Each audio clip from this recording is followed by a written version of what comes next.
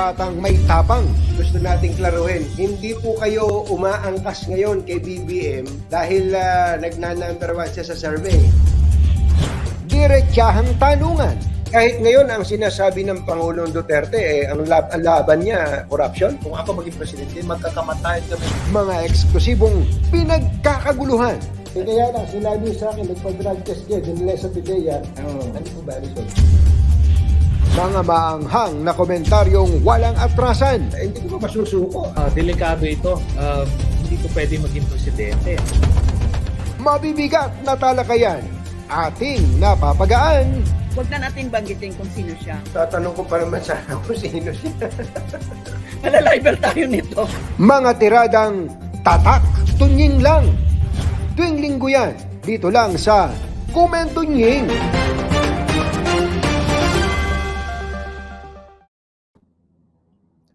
Hello mga ka-tune-in, kumusta po kayo ngayong araw ng linggo?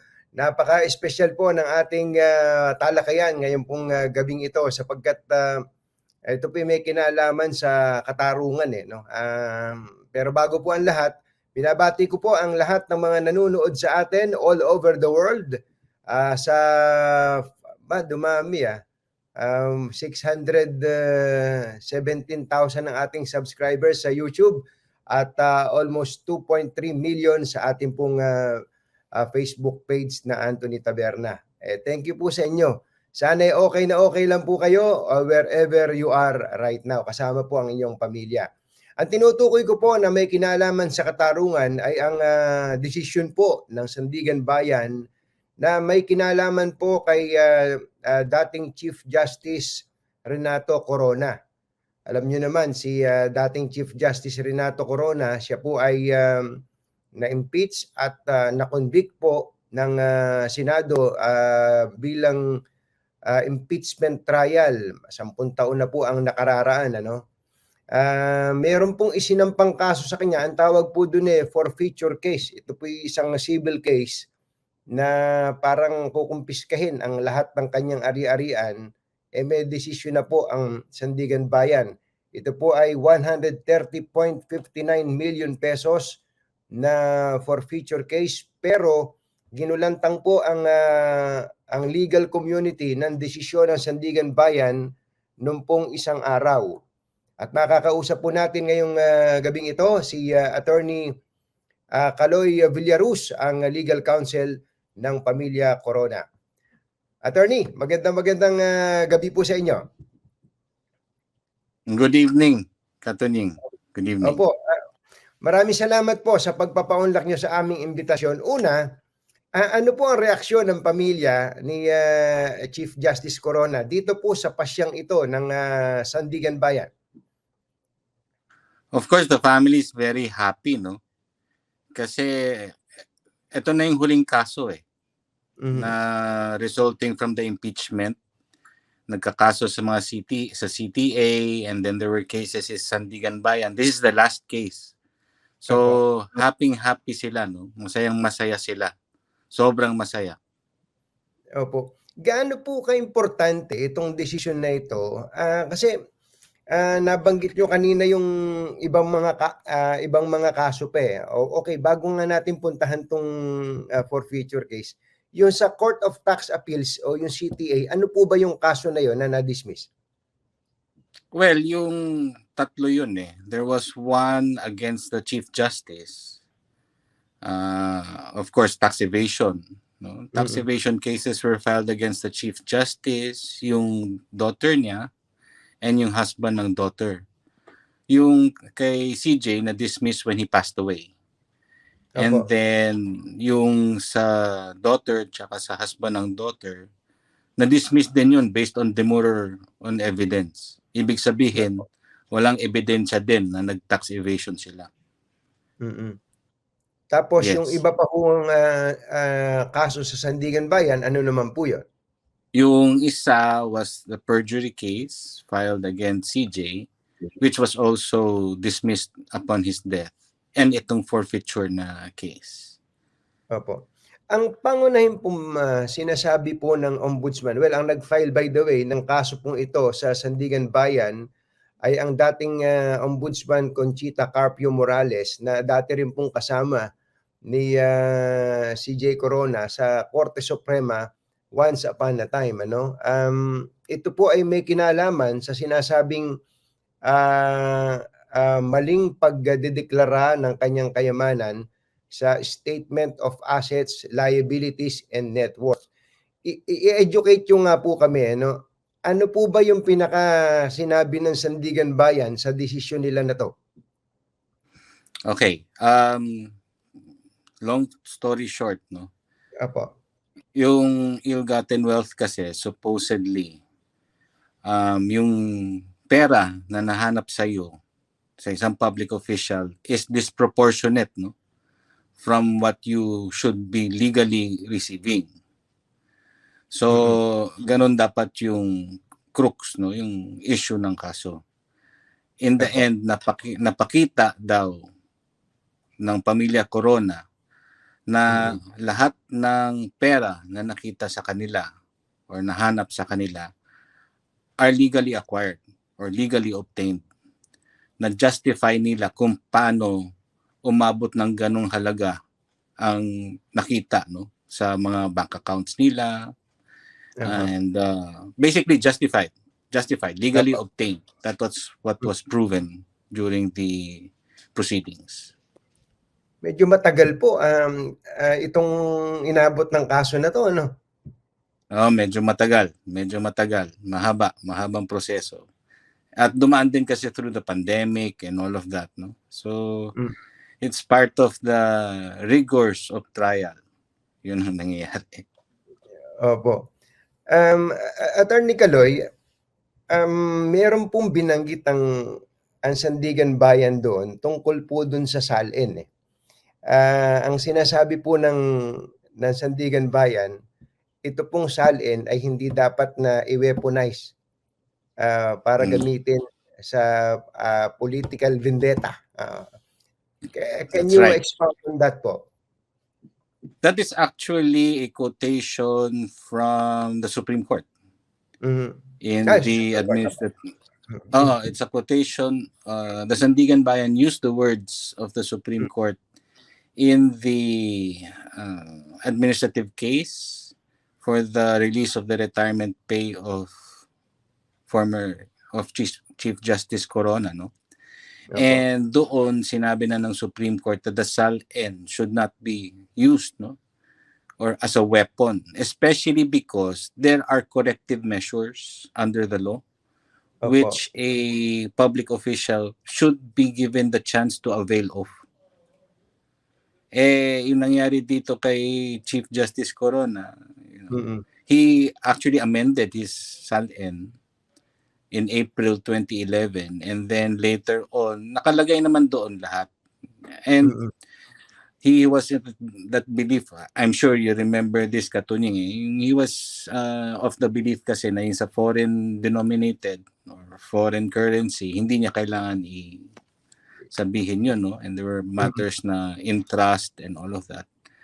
So in good faith naman niya belief yun na hindi niya dinisclose sa SALN, but there is a corrective measure, and the Chief Justice, before being attacked, should have been should have been given the chance to correct himself, to correct his SALN. Dapat i-point out yun before gamitin laban sa kanya or i-weaponize laban sa kanya. So very strong ang Supreme Court with that statement, which was adopted by the Sandigan Bayan in this in its decision. Opo. Alam nyo, maaari kasing ipagkamali ng ibang mga nasa gobyerno. Gano'n naman pala. Ang SALN pala pwede palang, kumbaga, pwede mo siyang huwag seryosohin. Huwag ideklara ang mga dapat ideklara doon. Ganun po ba dapat ang maging pakahulugan ng ibang mga government officials and employees base dito sa pasya ng Sandigan Bayan quoting the decision of the Supreme Court? Siyempre hindi.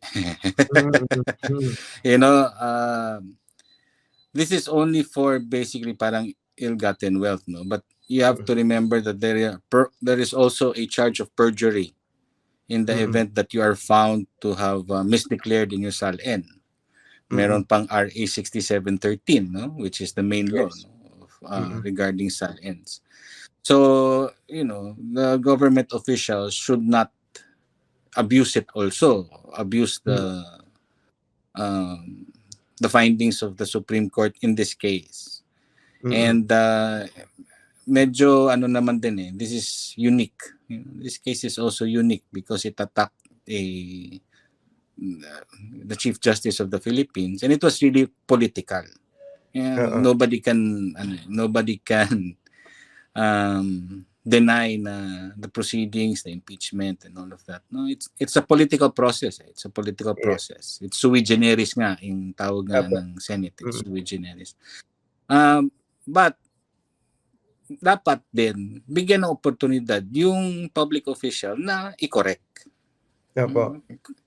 Dapat bigyan ng oportunidad na i-correct, especially kung makita na parang made in good faith or negligent lang or a misunderstanding.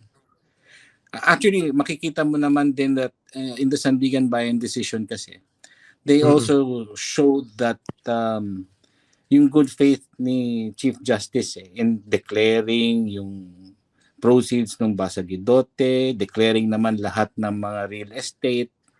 Iba lang yung entries na kinorek din yan, the current market value doon later on sa April 2011 SALN. So, kung makita naman na in good faith na there is an intent to comply, tapos kung may mali, bigyan ng oportunidad. On Article 2, 20 senators find the Chief Justice of the Supreme Court, Renato C. Corona, guilty as charged. And 3 senators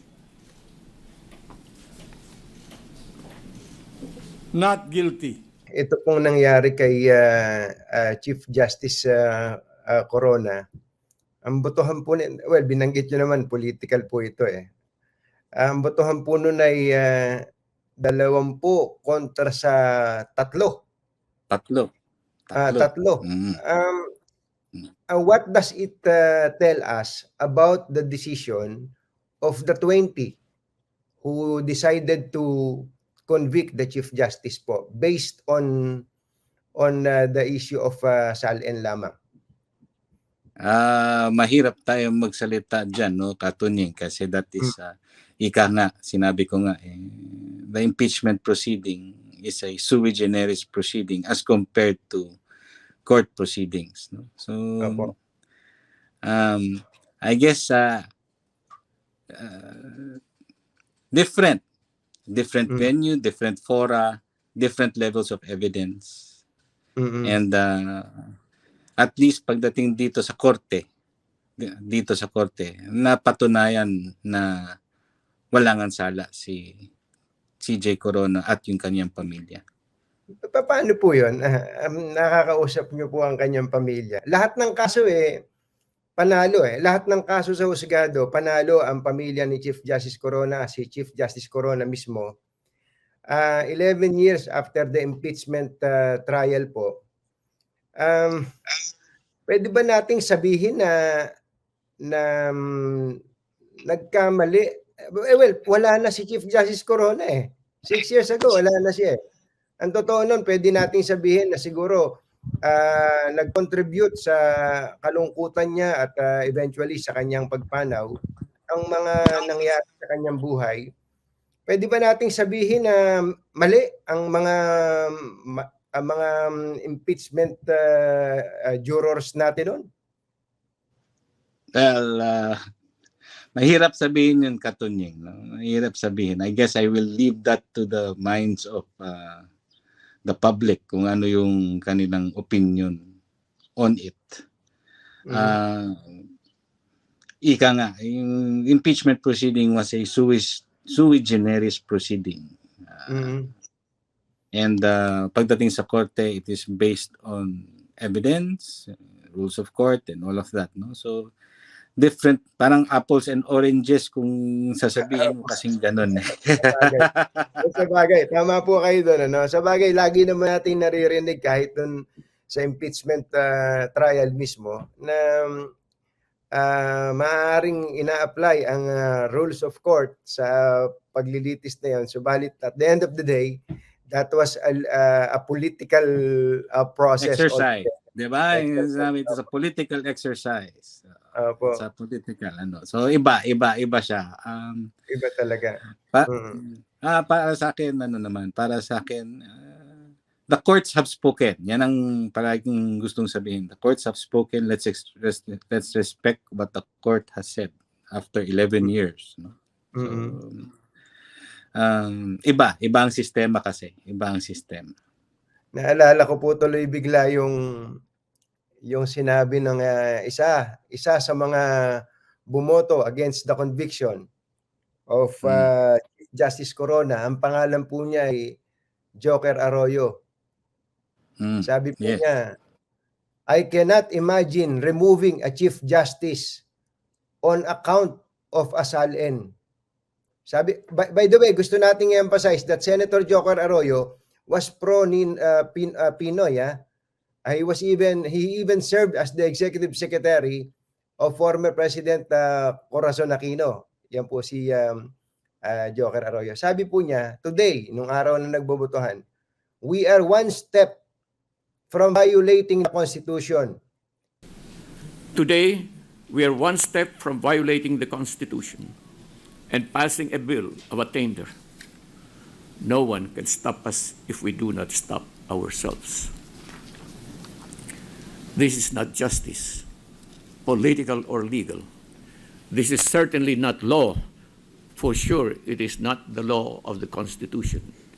It is only naked power, as it was in 1972. I had not thought that I would see it again, so brazenly performed. But for what it is worth, I cast my vote, if not for innocents falsely accused of offenses yet to exist, and if not for the law and the Constitution that we were privileged to restore under Cory Aquino, then because it is dangerous not to do what is right. When soon we shall stand before the Lord, I vote to acquit. Thank you. Di ba kayo Diba? Ang ganda, kinikilig? di ba? Tapos ibasa mo yung last portion ng decision ng Sandigan Bayan. Nakakakilabot din na parang wow. Ito po ba yung wherefore hindi pa yung huli Hindi, yung parte? paragraphs before, yung sinasabi, yung ginamit na weaponize, yung Weaponized. tonight ng Naku, ano. Opo, ikaw na lang magbasa, sir. Andiyan naman, hawak mo naman yata eh. Ay, wala sa akin ngayon. Opo. On ko pa yung computer ko at lahat. Opo, no problem po. Itutuloy ko lang yung kay Senator Miriam Santiago. Sabi naman, isa pa siya sa mga who voted against the conviction. Yes. Sabi niya, bakit? Bawat isa ba sa inyo walang sala tungkol sa SALN? Bawat isa ba sa inyo walang sala tungkol sa SALN? Bigyan niyo ako ng isa pang buhay. Panginoon, bigyan mo ako ng isa pang buhay at imbestigahin ko lahat. Isa-isa. Dito sa Senado at sa House of Representatives. Tignan natin. Pati sarili ko, imbestigahin ko.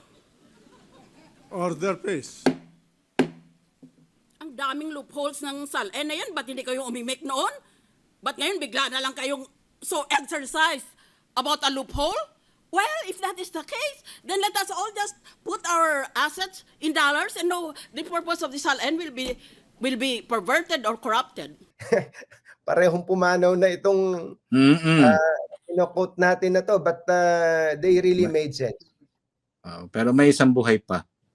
Opo, at ang isang buhay pa, presidente ng Pilipinas ngayon, ang sabi niya, relative to his dollar deposits, the Chief Justice believed that he was under no legal duty to declare these deposits pursuant to RA 6426, which affords absolute confidentiality to all foreign currency depositors.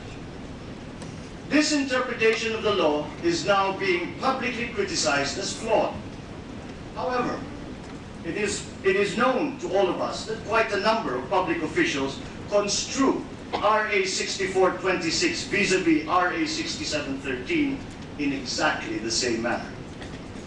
In view of the ambiguous situation created by the concurrent application of the 1987 Constitution, the Sullivan Law, and the FCDU Law, and absent a determinative judicial pronouncement that resolves the contrary positions on this legal issue, the Chief Justice must be presumed to have acted in good faith. Yun din Opo, ang actually lumabas sa Desisyon ng Sandigan Husgado. Bayan decision. Opo. Antindi po nun, ano. Ang mga termino po na yan na binasa po namin, mga kababayan, at nabasa na rin ng marahil ninyo, ay binanggit sa halls of the Philippine Senate 11 years ago. Ano? 11 At years ngayon, ago. ito yung actual na nangyayari, yung pong naging batayan ng Sandigan Bayan. Pero, gaya ng sinabi ko sa inyo kanina, attorney, wala na pumanaw na po yung matanda ano po ang damdamin ngayon ng pamilya? Wala, hindi naman na maibabalik. Kailan niyo po sila uling nakausap? Kahapon. Opo. Kahapon. Kasi Kasi, ano po ang celebratory pinag-usapan? mood. Celebratory mood pa kami na talagang looking back and all of that. But over the phone, especially yung dalawang anak, si Frank tsaka si Carla. They're very, very happy. Even kahit na 11 years have passed. Ito kasi for them, vindication to para sa kanila. Happy sila na sabi ng korte na walang sala yung ama nila, no? Their father is has no fault and did not what they call this, did not do anything that is illegal. That is very, very important for them. Kasi may stigma pa rin yung result ng impeachment, no, in all the cases that were filed against them. So they are very, very thankful, happy. Especially dun sa mga kaibigan na sumusuporta sa kanila. Ang saya, ang solid nila, nakakatuwa. But yun nga, even if si CJ is passed away, I'm sure he's now happy, in peace, and smiling there in heaven, na sumasayaw-sayaw na parang alright, tapos na. Para siyang Sigurado sa pamilya sigurado yung 11 long years na yan. Para siyang may tinik sa dibdib na hindi mabunot-bunot siguro, parang ganun. Oo naman. attorney. Oo naman. Especially na itong case na to was still there, na parang sword of Damocles pa over their heads after so many years. Yun nga this is the last case. So, naka writ of attachment pa katunying yung mga properties nila dito. So, hindi nila nagagalaw. Hindi nila nagagamit, hindi nila tama po. Hindi na nagagalaw, no? So, pumanaw si CJ Corona, and then of course, they had to sustain themselves and all of that. Tapos these assets are attached. Now, kung maging final na yung decision, na sana maging final na yung decision, after the period, the reglementary period, ipapalift na namin yung mga writs of attachment. So, para magamit naman na yung yung properties na naiwan ni CJ para sa pamilya niya. Sa proseso po pala, pwede pa bang maghabol ang ombudsman o ang prosecution diyan po sa Korte Suprema? Pwede pa sila mag-file na motion for reconsideration dito sa Sandigan Bayan. They have 15 days. And then, pwede pa sila pumunta sa Supreme Court afterwards. Pero sana, hopefully, hindi na. Sana hindi na. Oo. Teka muna po, Chief. Kung maghahabol po sila sa Korte Suprema, halimbawa, nag-file lang ng certiorari sa Korte Suprema, yung pong writs of attachment ay hindi pa rin malilift. That's going to be a legal question. Kasi hindi pa final, supposedly. Pero, yung pwede naman kasi argue yun. Yun nga. It's not kung injunction yun, iba. Automatically Opo. lifted ang injunction eh. Yung attachment, hindi pa. Opo, Hindi opo. pa. Opo. Pending, Kaya pending. hopefully, Uh. kaya hopefully tapos na. Hopefully ipahil na ng ng prosecution ang pamilyang Corona. Total yan na po ang direction natin. May mga nagsasabi na ang Sandigan Bayan daw po yung nagdesisyon sapagkat may impluwensya dito ang Pangulong Bongbong Marcos. This may sound impertinent to you, but kailangan ko pa rin po itanong. Ano po ang masasabi niyo sa ganung klase ng kritisismo? That because President BBM is the president and there is Yes. influence on the Sandigan Bayan. Yes. My father was the presiding justice of the Sandigan before, no? Opo. Previously, before he retired. And I can say they are very, very independent. Mm-mm. They are very independent and they want to keep their integrity. And they are the face of they are the face of anti-graft and corruption. So parang yan yung Sandigan Bayan is parang church of integrity yan sila. Hindi yan sila, they will not be influenced, they will not be they will not be influenced and they will not be allowed to be influenced by any external factors. Yan ang experience ko. Sino po ba itong tatlong nagdesisyon na to? Si Justice Oscar Herrera, si Justice Musngi, and si Justice Malabagyo. Oo. Second Division. Opo, sino po ang mga naglagay sa kanila dyan sa husgado? Si Justice Musngi is si Pinoy. Si Justice Malabagyo, I believe is, I don't know if Duterte. And si Justice Herrera is, Parang I don't know Pinoy din kung po. before Pinoy ho yata. Before Pinoy ba ho pa? si Justice Herrera? Before Pinoy ho yata eh. Before Pinoy pa? I'm not sure kung si Pinoy or si or before Pinoy. So pero yung appointee ni Pangulong Noynoy Aquino ay nag-concur dun po sa decision Well, anyway, last na lang, attorney, alam ko may lakad pa kayo at busy kayo. Ano po ang mensahe ninyo sa ating mga kababayan? Siguro sa nakalipas na mga taon na ito, ang tingin kay Chief Justice Corona ay isang mandarambong. Kaya siya natanggal, siya isang magnanakaw. Kaya siya na kauna-unahang Chief Justice ng Korte Suprema na-impeach at eventually natanggal sa punong maestrado ay dahil sa kanyang ill-gotten wealth. Go ahead po. Ano po ang mensahe niyo sa bayan? Yung mensahe ko is si CJ Corona was found innocent by the courts of law as proven by evidence.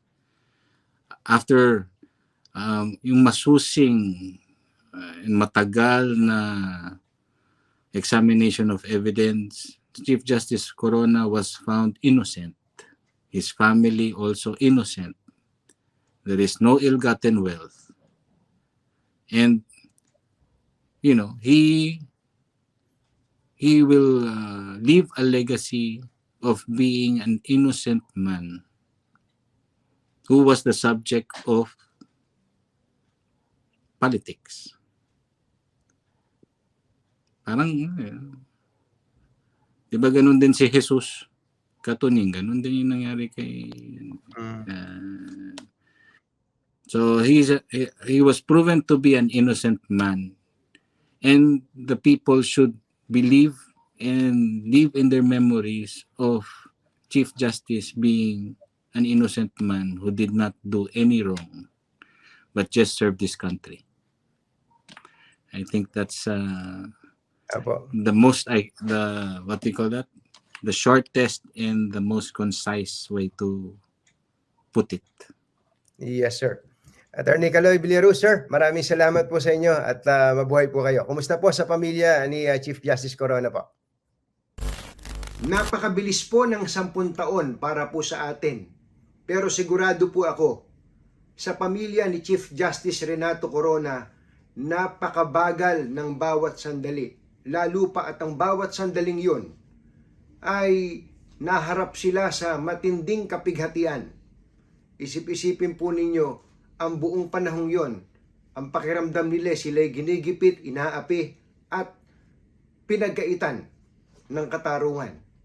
Subalit pagkalipas ng mahabang panahon, maswerte sila dahil mahaba-haba yung kanilang pisi. Ngayon po, inaani nila yung kanilang bunga ng paghihirap, bunga ng pagtsatsaga, bunga ng pag-asam na meron pong katarungan sa ating bayan. Ang pasya po ng Sandigan Bayan at ang naunang pasya ng Court of Appeals at ng Supreme Court na may kinalaman po kay Chief Justice Renato Corona ay masasabi po nating vindication sa parte po niya at ng kanyang pamilya. Subalit, wala na po siya eh. Hindi na po mababalik yung buhay ni Chief Justice Corona. Siguro meron tayong dapat na matutunan dito. Tama po ang Korte Suprema. Ang SALN, bagamat kailangan yan para po maipakita ang transparency sa mga naglilingkod sa pamahalaan, pero para gamitin po ito na panghalihaw sa kalaban sa politika, parang hindi po magandang simulain. Sana po ay meron ding natutunan dito, hindi lang po kami na mga ordinaryong tao, kundi pati na po yung mga nagpapasya sa ating pamahalaan. Ganito na lang ba ang siklo o cycle ng buhay ng mga taong naglilingkod sa gobyerno?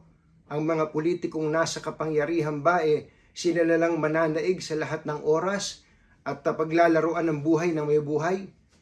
Ay nako, kung pwede nga lang na bumangon uli ang mga patay para po durugin ang mga nagkaloob sa kanila ng injustice o humataw sa kanila ng pang-aapi, baka nga yun ang mangyari.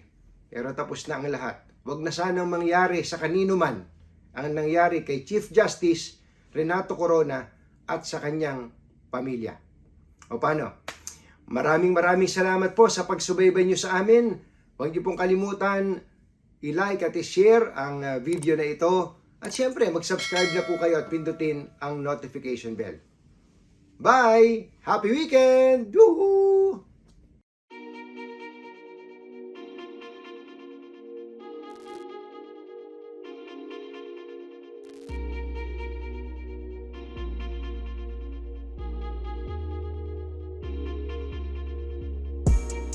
Dito na tayo ay katunyi.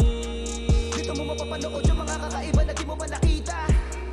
Tunin na tayo ay katunyi. May YouTube channel na yung taong nakikita mo lang dati sa balita. Nang sumusubaybay, halika na makinig ba bago na balita.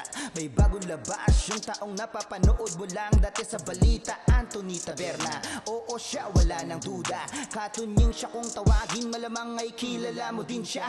Mabait siya kung sa mabait lang. Di ba din nasa gitna lang? Lahat pinapakinggan, tama o mali, walang pinapanigan. Tao na walang itinatago sa sarili, marunong makisama, napakahusay mo. Kaya gumawa kami ng ganto para ilathala ang buhay mo. Simpleng tao na nanggaling sa Diyos, siya na kung magmahal na ko lubos. Mabagal man ang mga kwento tagos, naman sa puso kasama ang Diyos. Kaya lahat tara na makinig, abangan ang bagong parating. Mga kwentong magaling, makitune-in na tayo kay Katunyeng. Dito na tayo kay Katunyeng. Dito mo mapapanood yung mga kakaiba na di mo pa nakita. Dito na tayo kay Katunyeng. May YouTube channel na yung taong nakikita mo lang dati sa balita. Tunin na tayo kay Katunyeng. Lahat ng mga debate totoo, mga saloobin ng mga tao. Tunin na tayo kay Katunyeng. Nakita na natin sa TV, napakinggan na natin sa radyo. Ngayon sa online, mapapanood na natin siya o di ba panalo? Ang daddy, ang be, ang bikong ng everyone, kinaaaliwan, kinababaliwan, ng libo-libo niyang taga, suporta isa na ko dyan. Mga ate at kuya, nanay at tatay, lolo at lola, batang kapatid, alam nyo ba na pwede sa lahat ang bawat aral niya na pinapahatid? Pinababati niya na lahat ay may karapatan doon pa sabihin ng mga saloobin niya. Di man magkasundo, ay naku po, magkasama sa isang banda. Magkakapatid, solid mga Pinoy, nandito ka man o wala. Nasa Pinas ka man o nakikipagsapalaran ka sa ibang bansa. Meron ka man o wala, mayaman dukha, para sa kanya ayos ka. Pantayan tingin niya si Katunying, mahal na mahal niya ang masa. Inahabangan ka palagi, sabi ka ko sa bagong kwento. May aral na naman akong mapupulot, to pa ang ibahagi ko. Kaya lahat tara na makinig, abangan ang bagong parating, mga kwentong magaling, makitune na tayo kay Katunying. Dito na tayo kay Katunying. Dito mo mapapanood yung mga kakaiba na di mo pa nakita. Dito na tayo kay Katunying. May YouTube channel na yung taong nakikita mo lang dati sa balita. Tune na tayo kay Katunying. Lahat ng mga debate totoo, mga saloobin ng mga tao. Tune na tayo kay Katunying. Tune na tayo kay Katunying. Lahat ng mga debate totoo, mga saloobin ng mga tao. Tune na tayo kay Katunying.